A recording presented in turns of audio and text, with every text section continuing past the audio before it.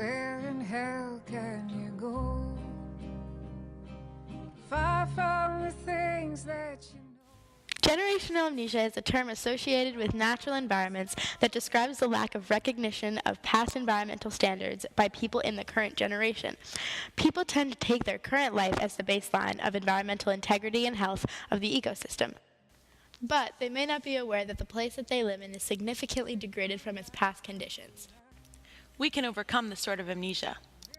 We asked people a series of questions about their environmental knowledge and habits.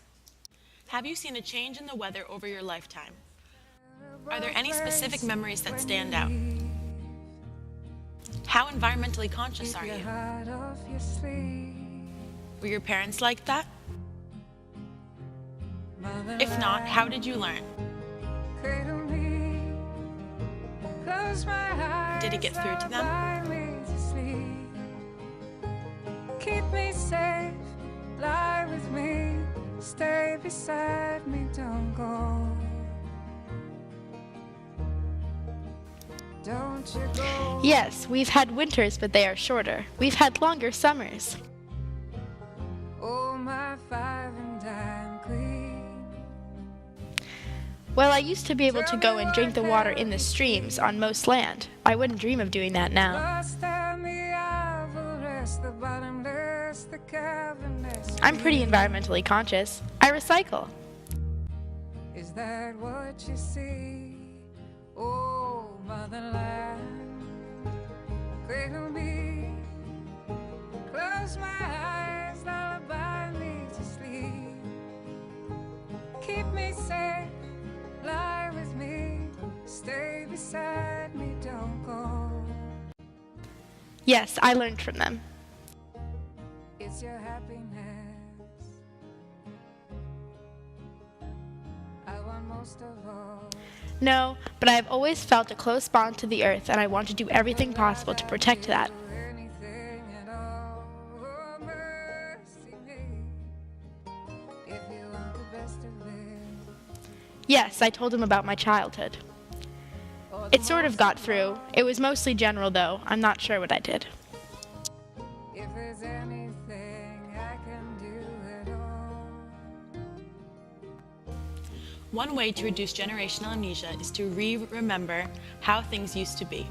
This can be done by studying the history of one's place or talking with one's elders. First off, we can introduce the term and the idea of environmental amnesia so that people are more aware of it. Just being aware of a potential bias or blind spot makes us more conscious of it and more likely to compensate for it. We can use examples in other areas of our life, even in the homes that we live in or the neighborhoods that we live in. For example, think of the house or apartment that you live in now. If it is older than when you first moved in, there's likely to be past information about that place. How much do you know about that? Sometimes when people are restoring an old house, they find layers of past wallpaper or painting or evidence of things that happened in the house that they were not aware of. Coming back to the natural environment or the ecosystem, students can make historic maps of a place that capture it at different points in time. This is more powerful than reading books. Creating the maps gives more ownership of the process and more a sense of the history. We can't get back to the old baseline, but we can set a new one. This depends on your goal and situation. It may be possible to return to an environment or an ecosystem to an historic standard. Stay beside me, don't go. Don't go. Motherland. For example, a species could be reintroduced into an area where it was previously extinct. This may help to recreate some of the historic conditions. But I would be careful about terms like original. We cannot travel back in time, so all of these would be speculations. Certainly. First, determine what the baseline is. What is the situation you want to protect or preserve? Let people know about this and build some emotional support for the situation. Then, work hard on legislation and policy to make rules to preserve the place.